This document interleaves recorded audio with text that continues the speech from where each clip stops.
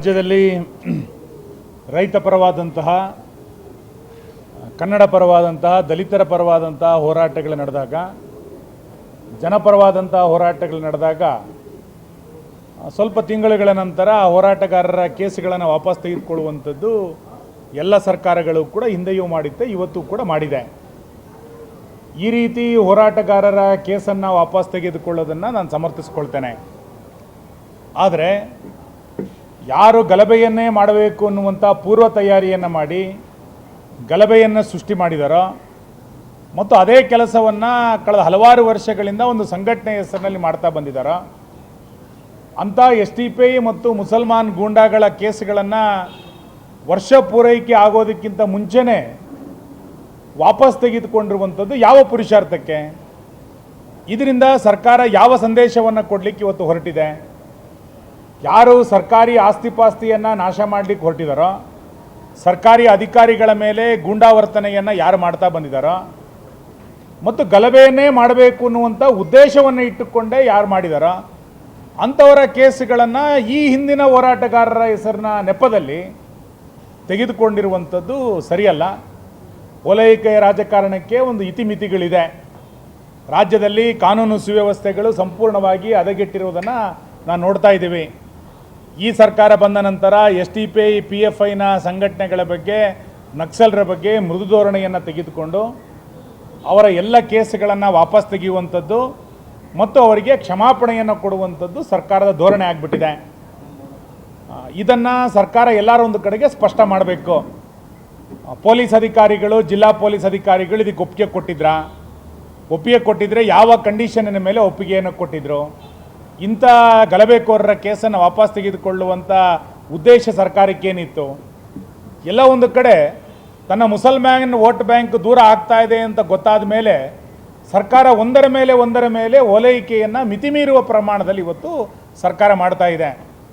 ಸಿದ್ದರಾಮಯ್ಯನವರು ಯಾವಾಗ ಅಧಿಕಾರದಲ್ಲಿದ್ದಾರೋ ಆ ಎಲ್ಲ ಸಂದರ್ಭದಲ್ಲಿ ಹಿಂದೂಗಳ ಭಾವನೆಗಳನ್ನು ಲೆಕ್ಕಕ್ಕೆ ತೆಗೆದುಕೊಳ್ಳದೆ ಮುಸಲ್ಮಾನರ ಓಲೈಕೆಯ ಪರಾಕಾಷ್ಠೆಗೆ ತಲುಪಿರೋದನ್ನು ನಾವು ನೋಡ್ತಾ ಬಂದಿದ್ದೇವೆ.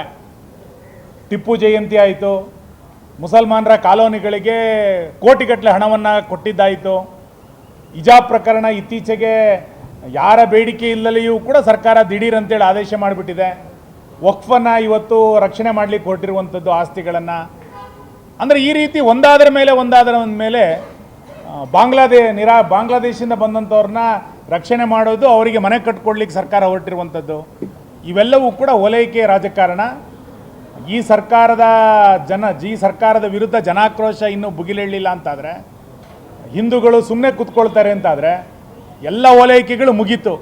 ಇನ್ನು ಕೊನೆಗೆ ಸರ್ಕಾರ ಏನು ಮಾಡುತ್ತೆ ಅಂತ ಕೇಳಿದ್ರೆ, ಕ್ಯಾಬಿನೆಟ್ ಆಗೋದಕ್ಕಿಂತ ಮುಂಚೆ ನಮಾಜ್ ಮಾಡಿ ಕ್ಯಾಬಿನೆಟ್ ಮಾಡುವಂಥ ಪರಿಸ್ಥಿತಿಗೂ ಕೂಡ ಸರ್ಕಾರ ಹೋಗ್ಬಿಡ್ಬೋದು. ಓಲೈಕೆಯ ತುಟ್ಟ ತುದಿಯನ್ನು ಆ ಲೆವೆಲಿಗೂ ಕೂಡ ಸರ್ಕಾರ ತೆಗೆದುಕೊಂಡು ಹೋಗ್ಬಿಡ್ಬೋದು. ಹಾಗಾಗಿ ಯಾರ್ಯಾರು ಓಲೈಕೆಗಳನ್ನು ಈ ಹಿಂದೆ ಮಾಡಿದಾರೋ ಅಂಥವ್ರೆಲ್ಲರನ್ನೂ ಕೂಡ ಬೇರೆ ಬೇರೆ ರಾಜ್ಯಗಳಲ್ಲಿ ಜನ ತಿರಸ್ಕಾರ ಮಾಡಿದ್ದಾರೆ. ಓಲೈಕೆ ರಾಜಕಾರಣವನ್ನು ಸಿದ್ದರಾಮಯ್ಯನವರು ಇಲ್ಲೂ ಕೂಡ ಮಿತಿಮೀರಿ ಮಾಡ್ತಾ ಇದ್ದಾರೆ. 28ರ ಚುನಾವಣೆಯಲ್ಲಿ ಜನ ಇದನ್ನು ತಿರಸ್ಕಾರ ಮಾಡ್ತಾರೆ. ರಾಜ್ಯದಲ್ಲಿ ಕೇವಲ ಮುಸಲ್ಮಾನರು ಮಾತ್ರ ಅಲ್ಲ, ಉಳಿದಂಥ ಬಹುಸಂಖ್ಯಾತರು ದೊಡ್ಡ ಪ್ರಮಾಣದಲ್ಲಿದ್ದಾರೆ. ಅವರ ಭಾವನೆಗಳಿಗೂ ಕೂಡ ಬೆಲೆಯನ್ನು ಕೊಡಬೇಕು ಅಂತೇಳಿ ಸರ್ಕಾರ ಅಂದ್ಕೊಳ್ಬೇಕು. ವೃದ್ಧಾಪ್ಯ ವೇತನರಿಗೆ ಪಿಂಚಣಿ ಕೊಡಲಿಕ್ಕೆ ಸರ್ಕಾರ ಇವತ್ತು ತಯಾರಿಲ್ಲ, ರೇಷನ್ ಕಾರ್ಡ್ ಕೊಡಲಿಕ್ಕೆ ತಯಾರಿಲ್ಲ, ಯಾರೋ ನಿರಾಶ್ರಿತರಿಗೆ ಮನೆಗಳನ್ನು ಕೊಡಲಿಕ್ಕೆ ಇವತ್ತು ಸರ್ಕಾರ ಇಲ್ಲ. ಕೇವಲ ಅಲ್ಪಸಂಖ್ಯಾತರ ತುಷ್ಟೀಕರಣಕ್ಕೆ ಮೇಲಿಂದ ಮೇಲೆ ಮುಂದಾಗ್ತಾ ಇರುವಂಥದ್ದು ಈ ಸರ್ಕಾರಕ್ಕೆ ಶೋಭೆಯನ್ನು ತರೋದಿಲ್ಲ ಅಂತೇಳಿ ನಂಗೆ ಅನ್ಸುತ್ತೆ.